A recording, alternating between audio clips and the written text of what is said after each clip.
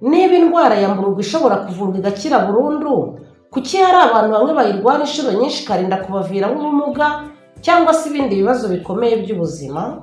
Indwara ya mburugu izwi ku izina rya sifilisi ni imwe mu ndwara zandurira mu mibonano mpuzabitsina zimaze igihe kirekire zizwi mu buvuzi.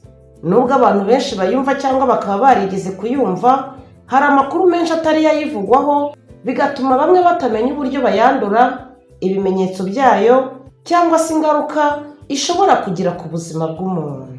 Kimwe mu bintu bituma iyi ndwara ikunda kwitwa iyihariye ni uko ishobora gufata umuntu ntigire ibimenyetso igaragaza cyangwa se bikaza byoroheje. Hari nk'igihe umuntu ashobora kubona igisebe gito ku gitsina cyangwa se ahandi hantu ku mubiri, nyuma kikazakira ubwacyo agatekereza ko ikibazo cyakemutse, ariko indwara yiba ikomeje gukwirakwira mu mubiri no kwangiza ingingo zitandukanye buhoro buhoro. Muri iki kiganiro turasobanura birambuye indwara ya mburugu icyo ari cyo, ikiyitera, uburyo yandura, ibimenyetso byayo ndetse n'ingamba zafasha buri muntu kuyirinda no kuyirwanya. Bana natwe mu kiganiro kugera ku musozo, maze usobanukirwe neza byinshi mu byibazwa n'abakuru ndetse n'abatoya kuri iyi ndwara ya mburugu. Njye tugiye kubana muri iki kiganiro, ndabasuhuje kandi mbahaye ikaze. Nitwa Miriam, naho mu kanya.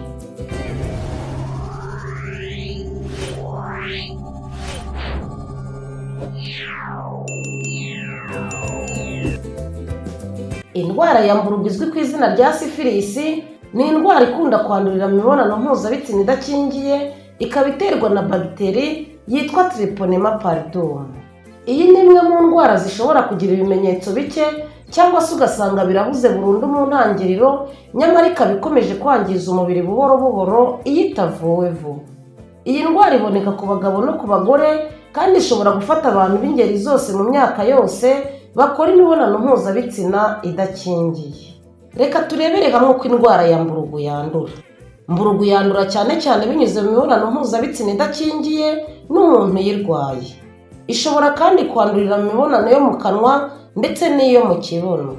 Iyo umuntu afite igisebe cya mburugu ku gitsina, ku munwa cyangwa ahandi hantu, bagiteri zishobora kwinjira mu mubiri w'uwundi muntu igihe uruhu cyangwa se ururenda rwo muri ibyo bice bihuye. N'umugore utwite kandi urwaye mburugu ashobora kuyanduza umwana atwite. Ibi nibyo byitwa sifilisi konjenitali, ni ukuvuga ko mburugu yavukana. Nubwo bidakunze kubaho muri iki gihe, ariko indwara ya mburugu ishobora kwandurira no mu maraso yanduye. Ibice byibasirwa n'indwara ya mburugu kurusha ibindi ni imyanya ndangagitsina, amaso no mu kanwa ndetse no mu muhogo. Ni nayo mpamvu mburugu ishobora kuba indwara ikomeye cyane iyo itavuwe neza kandi vuba. Iyi ndwara ya mburugu ikunda kwigaragaza mu byiciro bitandukanye tugiye kurebera hamwe. Icyiciro cya mbere mburugu yigaragazamo. Iyo umuntu amaze kwandura iyi ndwara, ashobora kugaragaza igisebe kimwe cyangwa se byinshi ahantu bagiteri ziyanduza zinjiriye. Icyo gisebe gikunze kuboneka ku gitsina, kikaboneka ku munwa, ku kibuno ndetse no ku kibero.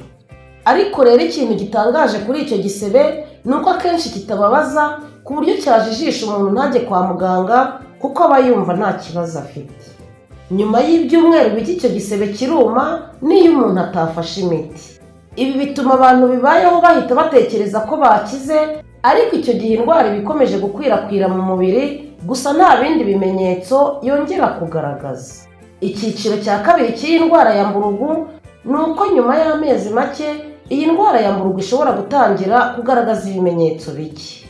Muri iki cyiciro umuntu ashobora kugira uduheri duke ku mubiri, mu biganza cyangwa se akabigira ku birenge. Ashobora kandi kugira umuriro, akanababara umutwe, akanaribwa mu myanya ndangagitsina, yaba ari kwihagarika cyangwa se atari no kwihagarika.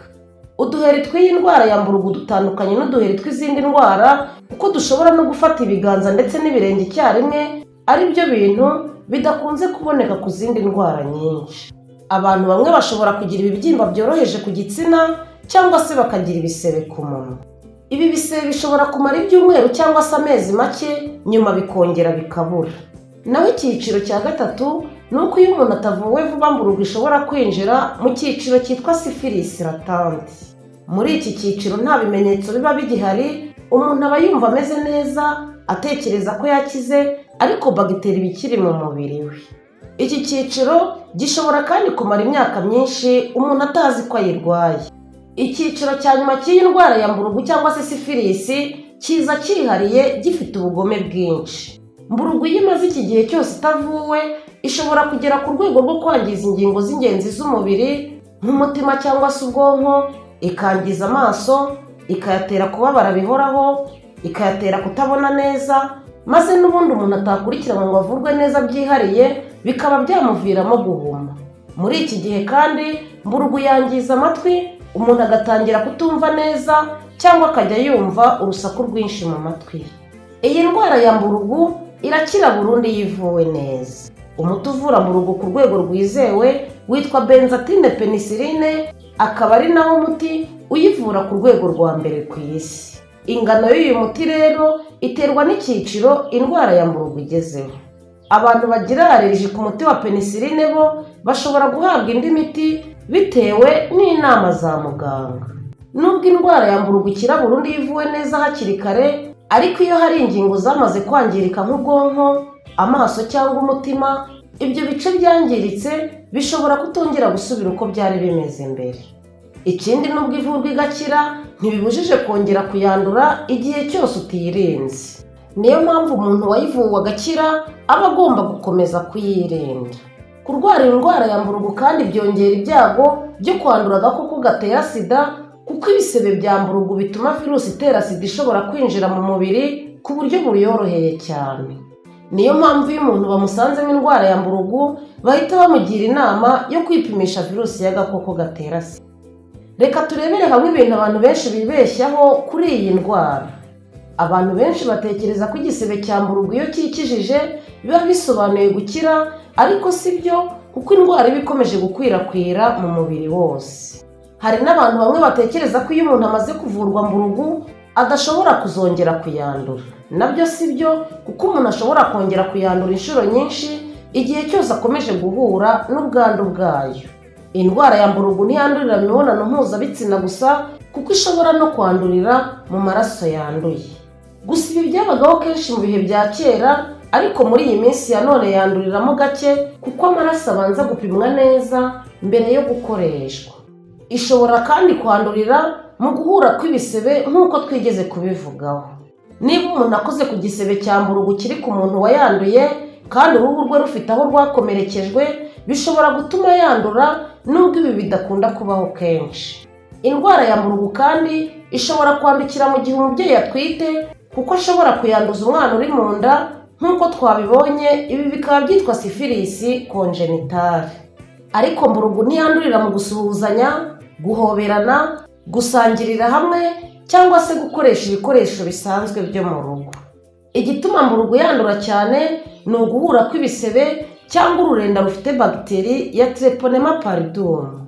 Niyo mpamvu umuntu ashobora kurwara mburugu ku munwa kandi akaba yayanduza undi binyuze mu mibonano yo mu kanwa cyangwa se binyuze mu gusomana, kabone niyo nta mibonano isanzwe yaba yabayeho. Wibuke ko mburugu ari indwara ishobora kuvurwa igakira burundu iyo ivuwe neza kandi hakiri kare. Kutamenya amakuru cyangwa se kwirengagiza ibimenyetso byayo nibyo bishobora gutuma iba ikibazo gikomeye cyane ku muntu. Kumva amakuru nyayo, kwipimisha no kwivuza ni intambwe zikomeye zo kwirinda no kurinda abandi. Ubuzima ni umutungo ukomeye rero, niyo mpamvu kumenya amakuru y'ukuri ku ndwara nk'iyi no kuyasangiza abandi bishobora gufasha benshi kwirinda ingaruka zayo. Iyo umuntu amenye hakiri kare ikibazo afite, aba afite amahirwe menshi yo gukira no gukomeza ubuzima bwe neza. Nk'uko tumaze kubibona muri iki kiganiro, indwara ya mburugu cyangwa se sifilisi ni indwara ikomeye ishobora kugira ingaruka nyinshi ku buzima iyo itamenyekanye hakiri kare ngo ivurwe neza uko bikwiye.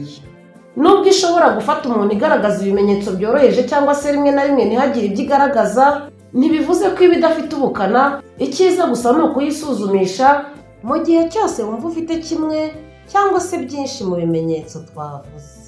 Iyo umuntu ayirangaranye ishobora kwangiza ingingo zikomeye zafashaga umuntu kubaho neza. Niba ubonye igisebe ku gitsina, ku munwa cyangwa ukaba ukeka ko ushobora kuba warahuye n'ubwandu bwa mburugu, igihe cyose waba warakoze imibonano mpuzabitsina idakingiye ntugomba gutindiganya kujya kwisuzumisha kuko nibyo byonyine byagufasha kuyikira. Ni byiza kandi kwirinda gukora imibonano mpuzabitsina idakingiye, ugakoresha agakingirizo uko bikwiye, ugaharanira no kugira umufatanyabikorwa wizewe, ukajya uganira ku buzima bw'imyororokere n'abaganga igihe cyose bibaye ngombwa. Abagore batwite nabo bagomba kujya kwipimisha indwara ya mburugu igihe batangiye gukurikiranwa kwa muganga kugira ngo barinde ubuzima bwabo n'ubw'abana batwite. Nkwifurije kugira ubuzima bwiza bw'imyororokere. Ndagushimiye. Mugire amahoro naho ubutaha.